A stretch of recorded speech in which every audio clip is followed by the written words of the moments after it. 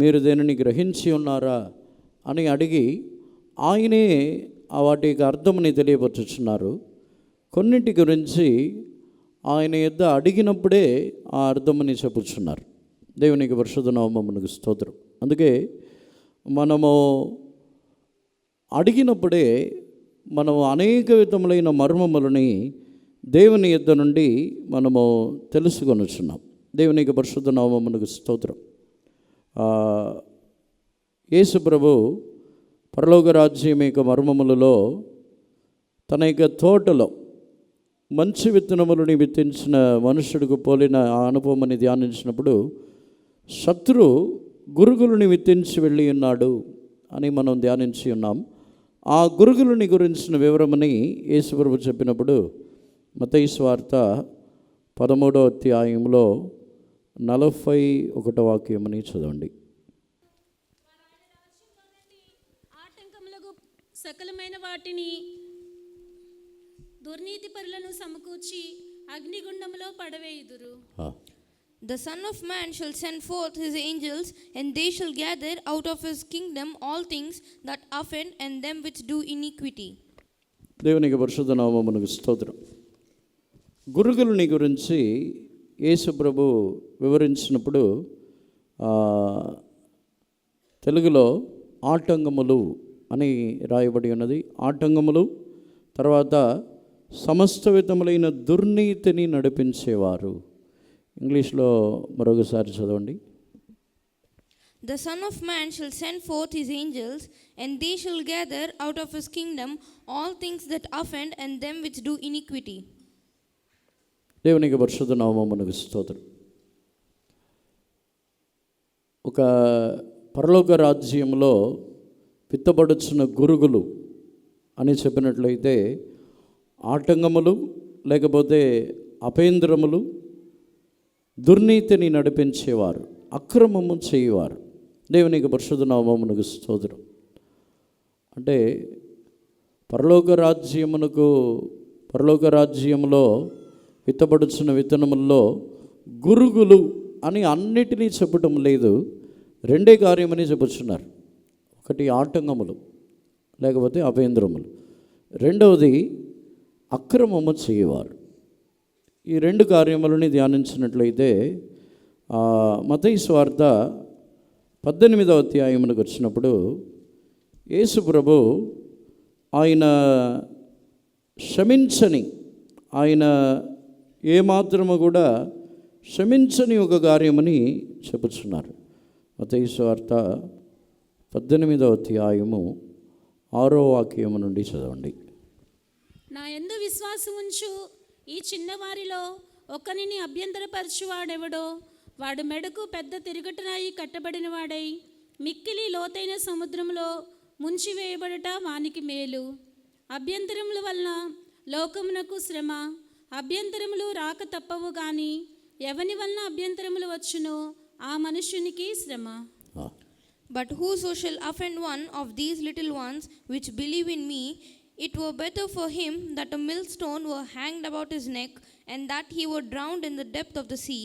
Woe unto the world because of offenses, for it must needs be that offenses come, but woe to that man by whom the offense cometh.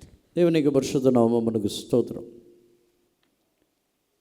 అపేంద్రములు రాక తప్పదు, కానీ అపేంద్రపరచువాడు, ఈ చిన్నవారిలో ఎవరినైనా ఒకరికి అపేంద్రముగా ఉన్నవానని తిరుగుటి రాయి కట్టి సముద్రం యొక్క అగాధములలో ముంచివేయటం మంచిది అని చెప్పుచున్నాడు. దేవునికి పరిశుద్ధ నామమునకు స్తోత్రం. గురుగులు అని చెప్పినప్పుడు అపేంద్రములని, ఆటంకములని కలిగించేవారు. ఈ అపేంద్రములు, ఆటంకములు అని చెప్పినట్లయితే మనం అనుకున్నట్టు అపేంద్రముగా ఉన్నాము. అపేంద్రములు అని చెప్పినట్లయితే మనం అనుకున్న అన్ని కార్యములు కాదు. అపేంద్రము, ఆటంకము అని చెప్పినట్లయితే మరొక వ్యక్తిని దేవుని యొద్దకు సమీపించనివ్వకుండా, ఒక వ్యక్తిని దేవుని యొద్దకు చేరనివ్వకుండా ఆటంకపరచుచున్న కొన్ని కార్యములు. దేవునికి పరిశుద్ధ నామమునకు స్తోత్రం. అవే ఆటంకములు. ఈ చిన్నపిల్లల్ని ఈ చిన్నవారిలో ఎవరికైనా అభ్యంతరము కలుగ చేసిన ఎడల దేవునికి పరిశుద్ధ నామమునకు స్తోత్రం. మరొక కార్యము అభ్యంతరం అని చెప్పినట్లయితే 10వ వాక్యమని మత్తయి సువార్త 18వ అధ్యాయము 10వ వాక్యమని చదవండి. ఈ చిన్నవారిలో ఒక్కనినైనను తృణీకరింపకుండా చూచుకొనుడి. వీరి దూతలు పరలోకమందున నా తండ్రి ముఖమును ఎల్లప్పుడూ పరలోకమందు చూచుచుందురని మీతో చెప్పుచున్నాను. Take heed that ye despise not one of these little ones, for I say unto you that in heaven their angels do always behold the face of my Father which is in heaven. దేవునికి పరిశుద్ధ నామమునకు స్తోత్రం. తృణీకరించవద్దు, తక్కువగా ఎంచవద్దు, హీనముగా ఎంచవద్దు. దేవునికి పరిశుద్ధ నామమునకు స్తోత్రం. అంటే ఎప్పుడైతే మనము ఇతరులని హీనముగా ఎంచుచున్నామో అదే అభేంద్రం, అదే ఆటంకం. దేవునికి పరిశుద్ధ నామమునకు స్తోత్రం. పరిసయ్యులు దేవుని ఆలయములో దీనులైన వారిని, దరిద్రులైన వారిని, వారి యొక్క తలంపులు, వారి యొక్క క్రియలు వారిని దేవుని ఆలయం లోపలికి రానివ్వకుండా ఆటంకపరిచి ఉన్నది. దేవునికి పరిశుద్ధ నామమునకు స్తోత్రం. వారే గురుగులు. ఈ గురుగులు అని చెప్పినట్లయితే దేవుని యొద్దకు సమీపించనివ్వకుండా మన యొక్క గర్వమో, మన యొక్క క్రియలో, మన యొక్క చేతిలో, మన యొక్క కాళ్ళలో, మన యొక్క కళ్ళలో ఏదైనా మన ఇతరులని ఆటంకపరిచినప్పుడు మనమే ఆ గురుగులై ఉంటాం. దేవుని రాజ్యమునకు ఆటంకముగా ఉన్నవారు. దేవునికి పరిశుద్ధ నామమునకు స్తోత్రం. రెండవదిగా అక్రమము చేయవారు, సమస్త విధములైన దుర్నీతిని నడిపించేవారు. దేవునికి పరిశుద్ధ నామమునకు స్తోత్రం. దుర్నీతి అని చెప్పినట్లయితే లోకానుసారముగా చెప్పబడుతున్న నీతి కాదు అది. ఈ అక్రమము చేయవారని చెప్పినట్లయితే దేవుని చిత్త ప్రకారముగా కాకుండా దేవుని చిత్తము లేకుండా చేయుచున్న ప్రతి కార్యములు కూడా అక్రమమే. దేవునికి పరిశుద్ధ నామమునకు స్తోత్రం. అక్రమముగా నడుచుకొనుచున్న ప్రతి సహోదరుల యొద్ద నుండి దూరముగా ఉండవలను అని పౌలు చెప్పి ఉన్నాడు. ఈ అక్రమం ఏమిటంటే యేసు ప్రభు వారిని అక్రమము చేయవారులారా అని చెప్పుచున్నాడు. వారు వేరే పాపం ఏం చేయలేదు. ఇదే మత్తయి సువార్తలో 7వ అధ్యాయములో చదివినప్పుడు 23వ వాక్యమని చదవండి. అప్పుడు నేను మిమ్మును ఎన్నడూనూ ఎరుగను, అక్రమము చేయువారులారా నా యొద్ద నుండి పొండని వారితో చెప్పుదును. And then will I profess unto them, I never knew you, depart from me, ye that work iniquity. దేవునికి పరిశుద్ధ నామమునకు స్తోత్రం. అక్రమము చేయవారులారా నా యొద్ద నుండి పొండి. యేసు ప్రభు అక్రమం చేయవారులారని ఎవరిని చెప్పుచున్నారంటే అద్భుతములు చేస్తున్నారు, ప్రవచనం చెప్తున్నారు. వాళ్ళు యేసు ప్రభు నామములో ఎన్నో కార్యములని చేయించున్నారు, గొప్ప గొప్ప కార్యములని చేయించున్నారు. వారిని చూసి కూడా అక్రమం చేయవారులారా అంటున్నారు. వాళ్ళు మేలే చేశారు, కానీ అక్కడ దేవుని చిత్తమని వారు జరిగించలేదు. దేవునికి పరిశుద్ధ నామమునకు స్తోత్రం. పరలోక రాజ్యములో విత్తబడుచున్న గురుగులు, పరలోక రాజ్యం అనే తన ఫలములో విత్తబడుచున్న క్షత్రియ గురుగులు ఏమిటంటే దేవుని చిత్తమునకు విరోధమైన కార్యములు, అదే గురుగులు. దేవునికి పరిశుద్ధ నామమునకు స్తోత్రం. ఏదైనా సరే మనము చేయించిన అన్ని విషయములు జన్మించబడిన దగ్గర నుండి అన్నిటిలో దేవుని చిత్తమని తెలుసుకొని చేయాలి. దేవుని చిత్తమైన ఒక సంతానము జన్మించబడాలి, దేవుని చిత్తమైన ఒక వివాహము జరగాలి, దేవుని చిత్త ప్రకారముగా ఒక గృహముని కట్టాలి, దేవుని చిత్త ప్రకారముగా చదవాలి, దేవుని చిత్త ప్రకారముగానే పని చేయాలి, దేవుని చిత్త ప్రకారముగానే మనం ముందుకు సాగాలి. అన్ని విషయములలో దేవుని యొక్క చిత్త ప్రకారముగానే చేయాలి. దేవునికి పరిశుద్ధ నామమునకు స్తోత్రం. అది దేవుని చిత్తమా, దేవునికి ఇష్టమా కాదా అని మనం దానిని అడిగి చేయించినప్పుడే మన జీవితంలో వచ్చి నిశ్చయముగా అక్రమము చేయవారుగా ఉండకుండా ఉంటాం. దేవునికి పరిశుద్ధ నామమునకు స్తోత్రం. పరలోక రాజ్యంలో విత్తబడుచున్న గురుగులు ఇవి రెండే. ఒకటి, ఇతరులకు కలుగుతున్న ఆటంకం, దేవుని యొద్దకు సమీపించనివ్వకుండా ఉన్న ఆటంకం. వారినే దేవుడు గద్దించుచున్నారు. యేసు ప్రభు పెద్ద తిరుగుడ్రాయిని కట్టిని సముద్రంలో ముంచేయాలంటున్నారు. ఇతరులని దేవుని యొద్దకో, దేవునికి సమీపముగానో, దేవుని ఇంకనూ దేవునికి సమీపముగా రాకుండా ఆటంకపరిచేవారు. దేవునికి పరిశుద్ధ నామమునకు స్తోత్రం. చిన్నపిల్లల్ని యేసు ప్రభు తన యొద్దకు తీసుకుని వచ్చినప్పుడు శిష్యులు ఆటంకపరిచి ఉన్నారు, చుట్టూ ఉన్న జనులు ఆటంకపరుచుతున్నారు. వారు ఎందుకు ఆటంకపరుస్తున్నారంటే ఆ చిన్నపిల్లలైన వారికి, చిన్నవారికి ఆ అర్హత లేదు. వీరు ఎందుకు స్తుతించుచున్నారు? వీరు అర్హత లేదు కదా, వీరెందుకు ఇలా స్తుతించుచున్నారు? వారిని ఆటంకపరుచుతున్నారు. దేవునికి పరిశుద్ధ నామమునకు స్తోత్రం. అర్హత లేదని, యోగ్యత లేదని, దీనులని, దరిద్రులని ఒక వ్యక్తిని దేవుని యొద్దకు సమీపించనివ్వకుండా ఆటంకపరిచినప్పుడే ఆ పరలోక రాజ్యంలో గురుగులు విత్తబడుచున్నది. దేవునికి పరిశుద్ధ నామమునకు స్తోత్రం. మన జీవితంలో ఈ గురుగులు విత్తబడినప్పుడు అక్కడ జరుగుతున్న కార్యములని మత్తయి సువార్త 13వ అధ్యాయములో చెబుతున్నాడు. 42వ వాక్యమని చదవండి. అక్కడ ఏడ్పును పండ్లు కొరుకుటయు ఉండును. And shall cast them into a furnace of fire, they shall be wailing and gnashing of teeth. అక్కడ ఆ అగ్నిగుండములో వారు పడద్రోయబడుదురు. అక్కడ ఏడ్పును పండ్లు కొరుకుటయు ఉండును. దేవునికి పరిశుద్ధ నామమునకు స్తోత్రం. యేసు ప్రభు ఉపమానములో చెప్పుచున్నప్పుడు పరలోక రాజ్యమిక కార్యములను చెప్పుచున్నారు. దానితో పాటు అగ్నిగుండములో పడద్రోయబడుదురు, ఏడ్పును పళ్ళు కొరుకుటయి ఉండును. దేవునికి పరిశుద్ధ నామమునకు స్తోత్రం. ఏడ్పును పండ్లు కొరుకుట ఎందుకున్నదంటే భూమిలో ఉన్నప్పుడే వారికి అటువంటి స్వభావములు ఉన్నాయి. భూమిలో జీవించుచున్నప్పుడే ఈ గురుగులు అని చెప్పినప్పుడు ఎవరైనా దేవునికి సమీపముగా, దేవుని యొద్దకు సమీపముగా వచ్చి వారికి ఆత్మీయముగా కొంచెం ఎదుగుచూ ఉన్నారంటే ఏడ్పును పళ్ళు కొరుకుటయు. భూమిలో ఉన్నప్పుడే ఏడుస్తారు. కొంచెం ఎదిగిన వెంటనే, కొంచెం దేవునికి సమీపంగా వచ్చినప్పుడు, కొంచెం వారు ఆత్మీయ జీవితంలో ఎదుగుతున్నారు, కొంచెం దేవుని యొక్క జనులకు సమీపం అవుతున్నారంటే తట్టుకోలేరు, ఇక్కడ ఏడుస్తారు. అందుకే అక్కడ కూడా ఏడ్పును పళ్ళు కొరుకుటయి ఉండును. ఎవరైనా మనల్ని దాటుకొని ఎవరైనా కొంచెం ముందుకు వెళ్తే పళ్ళు కొరుకుతాం. వీళ్ళేంటి ఎక్స్ట్రాలు చేస్తున్నారు, ఎందుకు ముందుకు వెళ్తున్నారు? దేవునికి పరిశుద్ధ నామమునకు స్తోత్రం.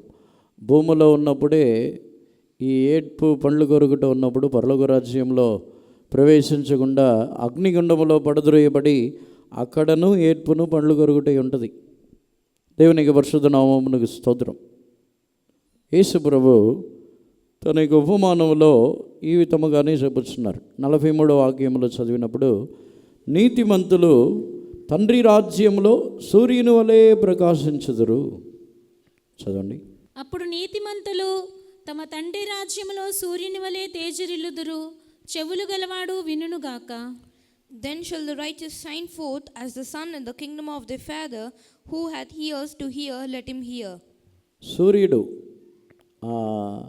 అగ్నిగుండంలో వారు పడద్రోయబడుచున్నారు. అగ్నిగుండం కంటే సూర్యుడు ఎక్కువగా ఉష్ణముగా ఉంటుంది కదా. తండ్రి రాజ్యంలో వారు సూర్యుడు వలె ప్రకాశించుదురు.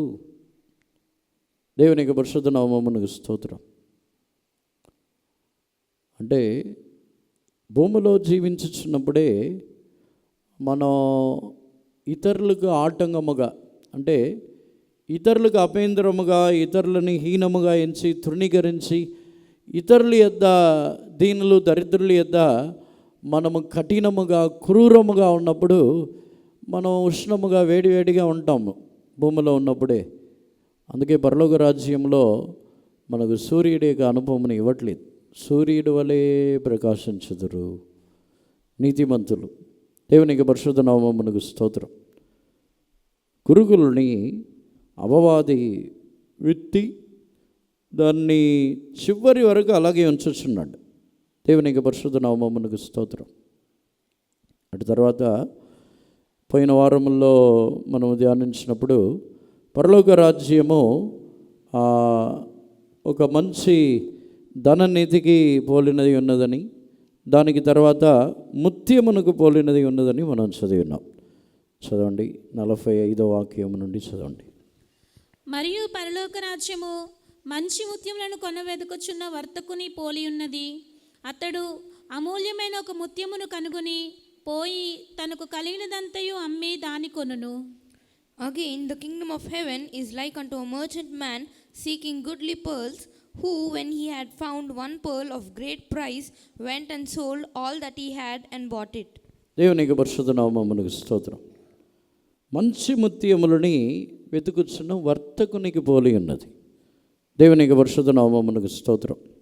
ఈ ముత్యములని చెప్పినప్పుడు మనం ఇంతకుముందు ధ్యానించిందంతా విత్తబడటము, తర్వాత ఎదుగుటము, వీటిని ధ్యానించి ఉన్నాం. దానికి తర్వాత పోయిన వారంలో ధననిధికి పోలి ఉన్నదని ధ్యానించినప్పుడు ఇవన్నీ కూడా వారే క్రయముని పెట్టి కొనుచున్న ఒక అనుభవం ఇవి. దేవునికి పరిశుద్ధ నామమునకు స్తోత్రం. పరలోక రాజ్యం యొక్క అనుభవంలో ఒకటి ఎదుగుచున్న అనుభవం ఉన్నది. రెండవది, ఆ పరలోక రాజ్యము కొరకు మనము క్రయముని చెల్లించవలసిన కొన్ని కార్యములు ఉన్నాయి. దేవునికి పరిశుద్ధ నామమునకు స్తోత్రం. ఈ వ్యక్తి ధననిధి నిమిత్తము తనకి కలిగిన వాటన్నిటినీ, ఆ సంతోషము కొరకు తనకు కలిగిన వాటన్నిటినీ అమ్మి ఆ ధననిధి ఉన్న ఆ పొలముని తాను కొనుచున్నాడు. దేవునికి పరిశుద్ధ నామమునకు స్తోత్రం. ఈ పొలముని కొనటం అని చెప్పినట్లయితే సంఘముని తన యొక్క క్రయముల ద్వారా సంపాదించటం. దేవునికి పరిశుద్ధ నామమునకు స్తోత్రం. పొలముని కొనుచున్నాడు, ఆ ధననిధి ఉన్న పొలము. మరొకసారి కూడా 44వ వాక్యముని చదవండి. పరలోక రాజ్యము పొలములో దాచబడిన ధనమును పోలి ఉన్నది. ఒక మనుష్యుడు దాన్ని కొనుగొని దాచిపెట్టి అది దొరికిన సంతోషముతో వెళ్ళి తనకు కలిగినదంతయు అమ్మి ఆ పొలమును కొనును. Again, the kingdom of heaven is like unto treasure hid in a field, the which when a man hath found, he hideth, and for joy thereof goeth and selleth all that he hath and buyeth that field. దేవునికి పరిశుద్ధ నామమునకు స్తోత్రం. మొదటి కార్యము పొలముని కొనుచున్న ఒక అనుభవం. పొలముని కొనటం అని చెప్పినట్లయితే, పొలం అని చెప్పినప్పుడు సంఘముతో పోల్చి మనం ధ్యానించవచ్చు. సంఘముని క్రయముని పెట్టి సంపాదించుట. దేవునికి పరిశుద్ధ నామమునకు స్తోత్రం. క్రయముని పెట్టి సంపాదించటం అని చెప్పినట్లయితే అక్షరార్థమైన క్రయములు కాదు, ఒక సంఘముని సంపాదించటము అని చెప్పినట్లయితే మనము మన యొక్క జీవితంలో ప్రాణ, ఆత్మ, శరీరములని దేవుని యొక్క హస్తములో సమర్పించుచున్నప్పుడు ఆ సంఘముని సంపాదించుచున్నాం. దేవునికి పరిశుద్ధ నామమునకు స్తోత్రం. యేసు ప్రభువే ఈ పొలముని సంపాదించిన వారు. మొదటిగా ఈ పొలముని కొనుచున్న వ్యక్తి మనము కాదు, ఈ పొలముని కొనుచున్న వ్యక్తి యేసు ప్రభు. యేసు ప్రభువే ఆయన పరలోక రాజ్యం ఇక ఈ ధననిధిని పొలములో కనుగొని ఆ పొలముని కొను నిమిత్తము తన యొక్క రక్తముని ఆయన క్రయముగా చెల్లించి ఉన్నారు. అందుకే వాక్యంలో మనం చదువుతున్నప్పుడు తన యొక్క రక్తముని క్రయముగా పెట్టి సంపాదించిన తన యొక్క సంఘము అని మనం చదువుతున్నాం. దేవుని యొక్క పరిశుద్ధ నామమునకు స్తోత్రం. మన జీవితంలో మొదటిగా తెలుసుకొని ఉన్న కార్యం ఏమిటంటే, ఈ సంఘము యేసు ప్రభు ద్వారా కొనబడి ఉన్న ఒక సంఘం. ఈ పొలము, ఈ సంఘం అని చెప్పినట్లయితే యేసు ప్రభు క్రయముని పెట్టి పరలోక రాజ్యమునకు సంబంధమైన ధననిధులు ఉన్న సంఘమని ఆయనే కొని ఉన్నారు. దేవునికి పరిశుద్ధ నామమునకు స్తోత్రం. చెప్పాలంటే మొదటిది, సంఘము ఎవరికును సొంతమైనది కాదు. పరలోక రాజ్యం యొక్క మర్మములో ఉన్న విషయం ఏమిటంటే, సంఘము యేసు ప్రభుకు మాత్రమే సొంతమైనది. సంఘముని నడిపించేవారికో, సంఘములో నియమించబడి ఉన్న నాయకులకో, సంఘములో ఉన్న సేవకులకో, విశ్వాసులకో ఎవరికూ సొంతము కాదు. మనమందరము కూడా ఆ సంఘములో పనివారమై ఉన్నాము. ఆ సంఘములో గృహ నిర్వాహకులై ఉన్నాము. దేవునికి పరిశుద్ధ నామమునకు స్తోత్రం. అంతే తప్ప ఈ సంఘముని కొనినది యేసు ప్రభువే. ఆయన తన యొక్క రక్తము ద్వారా దానిని కొని ఉన్నారు. దేవునికి పరిశుద్ధ నామమునకు స్తోత్రం. అందుకే మన యొక్క జీవితంలో ఈ పరలోక రాజ్యమునకు సంబంధమైన విషయమని తెలుసుకునవలనంటే ఆ కొనిన సంఘములో మనము కూడా ఆయనతో కూడా ఆయన శరీరముగా మారుచున్నప్పుడు మనము ఆయన యొక్క సంఘముగానే మనం మారుచున్నాం. దేవునికి పరిశుద్ధ నామమునకు స్తోత్రం. ఈరోజు మన యొక్క జీవితంలో మనము గ్రహించవలసిన కార్యము ఈ పరలోక రాజ్యం యొక్క అనుభవమని, ఈ ధననిధిని అనుభవించవలనంటే ఆయన సంపాదించిన సంఘముగా మనం మార్చబడాలి. ఆయన సంపాదించిన ఆ యొక్క సంఘముగానే మనం మారాలి. దేవునికి పరిశుద్ధ నామమునకు స్తోత్రం. మొదటిగా ఆయన సంఘముని, ఆ పొలముని కొనుచున్నారు. రెండవదిగా మంచి ముత్యములని వెతుకుచున్న ఆ వర్తకుడు తాను వెళ్ళి ఒక మంచి ముత్యము కొరకు తనకు కలిగిన వాటన్నిటినీ అమ్మి ఆ ముత్యముని కొనుచున్నాడు. దేవునికి పరిశుద్ధ నామమునకు స్తోత్రం. ఈ అనుభవముని చూసినట్లయితే ముత్యములని దేవుని యొక్క వాక్యములు, దేవుని యొక్క ఉపదేశములు, పరలోక రాజ్యమునకు సంబంధమైన వాక్యములని గురించి మనం ధ్యానించవచ్చు. దేవునికి పరిశుద్ధ నామమునకు స్తోత్రం. ఆ వర్తకుడు తాను వెళ్ళి ఆ మంచి ముత్యములని వెతుకుచు, ఒక వర్తకుడు వెతుకుచు ఉన్నాడు.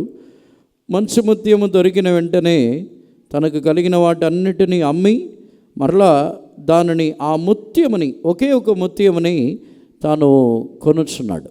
దేవునికి పరిశుద్ధ నామమునకు స్తోత్రం.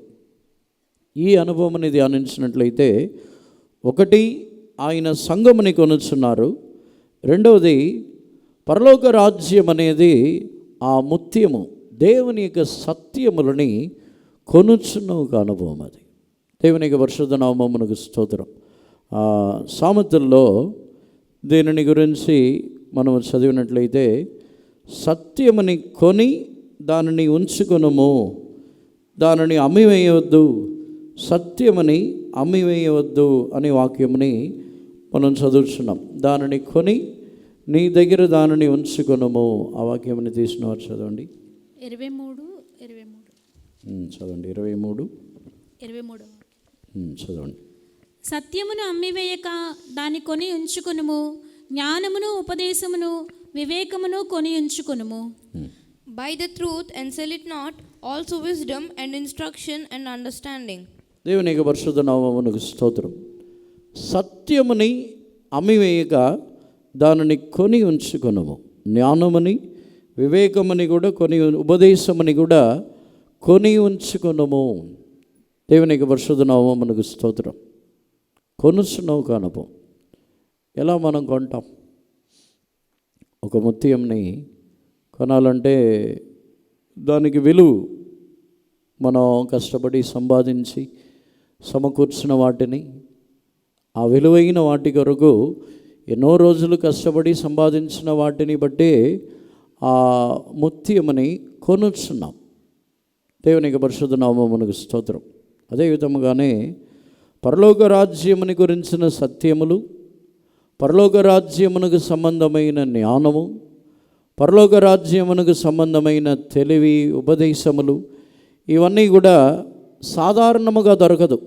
అనేక రోజులు ప్రయాసపడి, అనేక దినములు మనము శ్రమపడి ప్రయాసపడినప్పుడే వాటిని, మన యొక్క శ్రమలని, మన యొక్క కష్టములని, మన యొక్క దీనత్వమని, మనకు కలిగిన వాటి అన్నిటినీ అమ్మినప్పుడే ఆ ముత్యము దొరుకుతున్నది. దేవునికి పరిశుద్ధ నామమునకు స్తోత్రం. సాధారణముగా అది దొరకదు. ఈరోజు మనము మనం ఎల్లప్పుడూ కూడా సత్యమని కొనుచున్న వారే ఉండాలి. సత్యమని ఎందుకు కొనాలి? సత్యమని ఫ్రీగా ఇస్తే అది వేరేలా ఉంటుంది. ఫ్రీగా ఇస్తే దానికి వెలుగు తెలియదు. దేవునికి పరిశుద్ధ నామమునకు స్తోత్రం. పరలోక రాజ్యమే ఉపదేశములని ఫ్రీగా ఇస్తే దానికి వెలుగు తెలియదు. అందుకే శ్రమలు, ఉదాహరణగా చెప్పాలంటే అపోస్తలుడైన యోహాను విషయమునకు వచ్చినట్లయితే పరలోక రాజ్యముని గురించిన మర్మములని వెంటనే దేవుడు బయలుపరచలేదు. పరలోక రాజ్యముని గురించిన మర్మములని తన యొక్క వృద్ధాప్యములో చివరి కాలములో పద్మస్ దీవులు వేయబడినప్పుడు సేవ నిమిత్తము తన యొక్క ప్రాణముని తాను అర్పించి తాను ఆ సత్యము కొరకు మరణించుటకైనను సత్యము కొరకు ప్రాణముని ఇవ్వటానికైనను సిద్ధపడినప్పుడు పరలోక రాజ్యం యొక్క మర్మములను ఇచ్చుచున్నారు.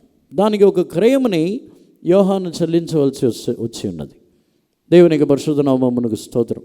అదే విధముగా అపోస్తలుడైన పౌలుకు పరలోక రాజ్యముని గురించిన మర్మములని బయలుపరచుచున్నప్పుడు కూడా అపోస్తలుడైన పౌలు కూడా సత్యము నిమిత్తము అనేక మార్లు కొట్టబడి అనేక మార్లు హింసింపబడిన తర్వాత దేవుడు పరలోక రాజ్యముని గురించిన మర్మములని బయలుపరచుచున్నారు.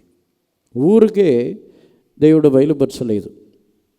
దేవునికి పరిశుద్ధ నామమునకు స్తోత్రం. ఇప్పుడైనను మనము క్రయముని పెట్టి తగ్గించుకొనుచున్నప్పుడు ఆయన ఆ మర్మములని మనకు బయలుపరచుచున్నారు. పరలోక రాజ్యములో ఉన్న విశేషమైన కార్యము ఆ జ్ఞానము, పరలోక రాజ్యమునకు సంబంధమైన జ్ఞానము, పరలోక రాజ్యమునకు సంబంధమైన ఆ యొక్క తెలివి, ఉపదేశము, పరలోక రాజ్యమునకు సంబంధమైన సత్యములని ఆయన మనకు బయలుపరచుచున్నారు, కొనుచున్నాను. దేవునికి పరిశుద్ధ నామమునకు స్తోత్రం. సత్యమని కొని ఉంచుకొనుము, నీవు దానిని అమ్మివేయొద్దు. సత్యమని కొని ఉంచుకొనమని చెప్పుచున్నాడు. దేవునికి పరిశుద్ధ నామమునకు స్తోత్రం. ఈరోజు సత్యమ నిమిత్తం మన యొక్క శరీరంలో శ్రమపడుటకు సిద్ధముగా ఉన్నామా? మన వినుచున్న సత్యము, విశ్వాసముని గురించి వినుచున్నాం.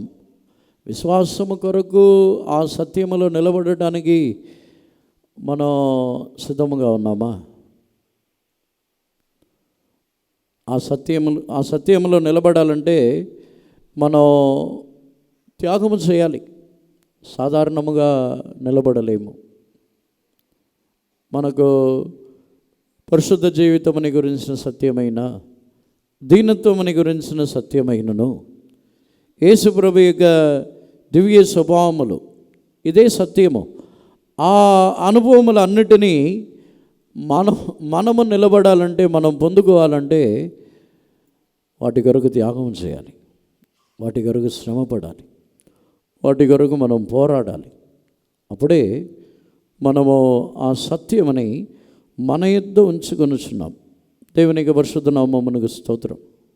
మన జీవితంలో నిశ్చయముగా దాని కొరకు మనం పోరాడాలి. పేతురును యేసుప్రభు యొక్క శిష్యులు కూడా దాన్ని ఎలా సంపాదించుకొని ఉన్నారంటే, యోహాను సువార్త 6వ అధ్యాయంలో చదువుతున్నప్పుడు కొన్ని ఉపదేశములని, పరలోక రాజ్యమునకు సంబంధమైన ఉపదేశములని చెప్పినప్పుడు వారు దాని కొరకు శ్రమపడుటకు కూడా నిలబడి ఉన్నారు. దేవునికి పరిశుద్ధ నామమునకు స్తోత్రం. యోహాను సువార్త 6వ అధ్యాయంలో 60వ వాక్యం నుండి చదవండి. ఆయన శిష్యుల్లో అనేకులు ఈ మాట విని, ఇది కఠినమైన మాట, ఇది ఎవడు వినగలడని చెప్పుకొనిరి. యేసు తన శిష్యులు దీనిని గూర్చి సణుగుకొనుచున్నారని తనకు తానే ఎరిగి వారితో ఇట్లనెను, దీనివలన మీరు అభ్యంతరపడుచున్నారా? అలాగైతే మనిషి కుమారుడు మునుపున్న చోటునకు ఎక్కుట మీరు చూచిన ఎడల ఏమందురు? Many therefore of his disciples, when they had heard this, said, This is an hard saying, who can hear it? When Jesus knew in himself that his disciples murmured at it, he said unto them, Doth this offend you? what and if ye shall see the Son of Man ascend up where he was before. దేవునికి పరిశుద్ధ నామమునకు స్తోత్రం. ఇక్కడ కూడా యేసు ప్రభు భూ సంబంధమైన ఆహారముని గురించి చెప్పినప్పుడు అందరూ ఉన్నారు, కానీ పరలోక రాజ్యమునకు సంబంధమైన ఆహారముని గురించి చెప్పినప్పుడు వారందరూ వెళ్ళిపోయారు. మీరు అభయంతరపడి ఉన్నారా? దీనికే మీరు అభయంతరపడినట్లయితే యేసు ప్రభు తాను మునుపున్న చోటుకి ఎక్కిపోవటమని మీరు చూసిన ఎడలా ఏమందురు? అదే పరలోక రాజ్యం. ఆయన మునుపున్న చోటుకి ఎక్కిపోవటం, దానిని గురించి మీరు చూస్తే ఏమంటారు? వారు శ్రమ పడడానికి ఇష్టం లేకుండా వారు వెళ్ళిపోయారు. మీరు నా శరీరముని తిని నా రక్తముని త్రాగిన ఎడల మీరు నిత్యజీవం గలవారి ఉందరు అని చెప్పినప్పుడు అక్కడ శరీరముని తిని రక్తముని త్రాగటం అంటే ప్రభువులలో పాలు పొందుతున్న అనుభవం మాత్రమే కాదు. శరీరంలో రక్తములో పాలు పొందటం అంటే యేసుప్రభు అనుభవించిన శ్రమలలో పాలివారుగా మారటం. అక్కడ అందుకే వారు తిరిగి వెళ్ళిపోయారు. నా రక్తముని త్రాగి నా శరీరముని తినువాడు నిత్యజీవం గలవాడని చెప్పినప్పుడు ఆయనతో కూడా శ్రమ పడటం వారికి ఇష్టం లేకుండా వెళ్ళిపోయారు. దేవునికి పరిశుద్ధ నామమునకు స్తోత్రం. పరలోక రాజ్యం యొక్క మర్మములు ఆయనతో కూడా శ్రమపడు వారికి ఇవ్వబడుతున్నది. యేసు ప్రభు యొక్క శిష్యులకు ఎందుకు ఇవ్వబడినదంటే వారు ఆయనతో కూడా శ్రమపడాలని తెలిసిన వారే చెప్పుచున్నారు, నిత్య జీవపు యొక్క మాటలు నీ యొద్ద ఉన్నది, మేము ఎక్కడికి వెళ్ళుదాము? మీ యొద్ద నుండి మేము ఎక్కడికి వెళ్తాం? దేవునికి పరిశుద్ధ నామమునకు స్తోత్రం. శ్రమపడుటకు సిద్ధపడిన వారికే అక్కడ సత్యముని ఆయన అమ్ముచున్నారు. దానికి ఒక క్రయమని తీసుకొని అమ్ముచున్నారు. దేవునికి పరిశుద్ధ నామమునకు స్తోత్రం. సత్యము ఫ్రీగా ఇవ్వబడలేదు. ఫ్రీగా అంటే డబ్బులు తీసుకొని కాదు, దానికి ఆత్మీయముగా ఒక క్రయము చెల్లించబడాలి. యేసు ప్రభు ఎలా ఒక క్రయముని చెల్లించి పొలముని కొని ఉన్నారో, సంఘముని తన యొక్క రక్తముని పెట్టి సంపాదించి ఉన్నారో, సత్యముని కూడా ఆ శ్రమపడుచున్న వారికే దేవుడు అమ్ముచున్నారు. ఆ శ్రమలకు తగిన విధంగా సత్యమని అమ్ముచున్నారు. ఇంకా చెప్పాలంటే ఇంకా ఒక ఉదాహరణమని చెప్పి ముగించుచున్నాను. మోషే కంటే అహరోను పెద్దవాడు, మిరియాము తనకంటే పెద్దది. కానీ మోషేకే ఎందుకు దేవుడు ధర్మశాస్త్రములని బయలుపరచాలి? మోషేకే ఎందుకు దేవుడు పరలోక రాజ్యం యొక్క సూచనగా ఒక నీడగా ఉన్న ప్రత్యక్ష గుడారమని గురించి ఎందుకు బయలుపరచాలి? మోషేకే 40 రోజులు మోషేకి ఆ 5 గ్రంథములు మోషే రాసి ఉన్నాడు. కొన్ని తాను చూసి ఉన్నాడు, కొన్ని తాను చూడలేదు. కానీ ఆదాము మొదలుకొని సృష్టి యావత్తుని గురించి, తర్వాత జన్మించబడిన వారిని గురించి, వారి యొక్క జీవితం గురించి, అన్నిటిని గురించి ఆ 40 రోజులు బయలుపరిచారు మోషేకి. దేవునికి పరిశుద్ధ నామమునకు స్తోత్రం. మోషేకే ఎందుకు బయలుపరచాలి? కారణం ఏమిటంటే మోషే దానికి క్రయముని చెల్లించి ఉన్నాడు. ఎలాగంటే తాను ఐగుప్తు యొక్క ధనములు గొప్పదిగా ఎంచుకోలేదు, ఫరో యొక్క కుమార్తె యొక్క కుమారుడని అనిపించుకున్నట్టుకు ఇష్టపడలేదు, ఐగుప్తు దేశంలో ఉన్న ధనముని అనుభవించటకు తాను ఇష్టపడలేదు. దేవుని జనులతో శ్రమలు అనుభవించట, దేవుని జనులతో నిందలు అనుభవించటము, శ్రమలు అనుభవించటమే భాగ్యమని ఎంచుకొని శ్రమలు అనుభవించుచున్న విషయంలో తాను తన యొక్క క్రయముని చెల్లించి ఉన్నాడు. అందుకే మోషేకి దేవుడు బయలుపరిచి ఉన్నారు. మోషేకి ధర్మశాస్త్రములైనను, మోషేకి అన్ని విధములైన ఉపదేశములు, సృష్టిని గురించి, మోషేకి అన్ని కార్యములని గురించి బయలుపరచడానికి కారణం మోషే దేవుని జనులతో శ్రమపడాలని కోరుకొని ఉన్నాడు. దేవుని జనులతో శ్రమపడి ఉన్నాడు. దేవునికి పరిశుద్ధ నామమునకు స్తోత్రం. మన జీవితంలో ఒకవేళ మనం కూడా మోషేలాగా దేవుడు మనల్ని ఏర్పరచుకొని చనిపోకుండా లోకములో ఒక ఉన్నతమైన స్థానంలో ఉంచారనుకోండి, అప్పుడు ఏమనుకుంటాం? దేవుడు నన్ను ప్రేమించి హెచ్చించి లోకంలోనే ఒక ఉన్నతమైన స్థానంలో ఉంచారు, దీన్ని నేను ఎందుకు వదులుకోవాలనుకుంటాం. మోషే అలా అనుకోలేదు. మోషే వచ్చి దేవుని యొక్క ఇశ్రాయేల్ జనులు అందరిలో తానే కాపాడబడి ఉన్నాడు. ఆ దినములలో కాపాడబడిన తర్వాత ఐగుప్తు యొక్క అంతఃపురములో ఫరో యొక్క కుమార్తె ద్వారా పెంచబడి ఉన్నాడు. అన్నిటికీ వారసుడుగా మార్చబడి ఉన్నాడు. కానీ అది వద్దంటున్నాడు. నాకు ఈ ధనములు వద్దు, ఈ ధననిధిని అనుభవించటానికి నేను ఏర్పరచబడలేదు, దేవుని జనులతో శ్రమలు అనుభవించటే నాకు కావాల్సినది. కొన్ని సందర్భముల్లో లోకములో మనం హెచ్చింపబడిన వెంటనే అదే దేవుని ఉద్దేశం, దేవుడు మనల్ని హెచ్చించటమే దేవుని ఉద్దేశం అనుకుంటున్నాము. కాదు, దేవుడు మనల్ని హెచ్చించటం అనేది అదొక అనుభవం. కానీ అసలైన దేవుని ఉద్దేశం వచ్చి మనల్ని ఈ సత్యముని కొని సత్యమునకు సాక్షులై మనల్ని మార్చుటయే దేవుని ఉద్దేశం.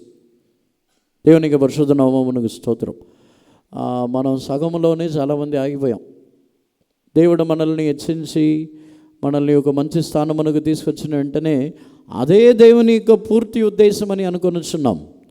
కాదు, హెచ్చింపబడిన తర్వాత మనము దేవుని జనులతో శ్రమలు అనుభవించి మనము సత్యముని కొని సత్యము కొరకు జీవించుచున్న జనులుగా మారుటే దేవుని యొక్క ఉద్దేశం.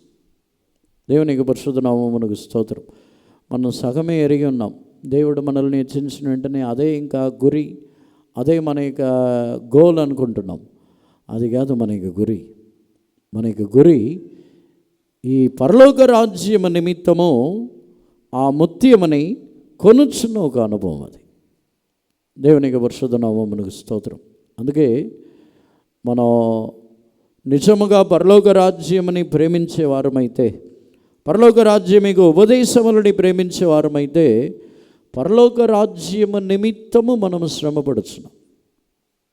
హెబ్రీయులకు రాసిన పత్రిక 11వ అధ్యాయము 35వ వాక్యములో చదువుతున్నప్పుడు వారు శ్రేష్టమైన పునరుత్థానముని పొందగోరి విడుదల పొందనల్లగా యాతన పెట్టబడి ఉన్నారు. శ్రమపడుటకు వారు తమ యొక్క జీవితంలో అప్పగించుకొని ఉన్నారు. శ్రమల్లో నుండి విడుదల పొందవలనని వారు కోరలేదు. చదవండి. స్త్రీలు మృతులైన తమ వారిని పునరుద్ధానం వల్ల మరలా పొందిరి.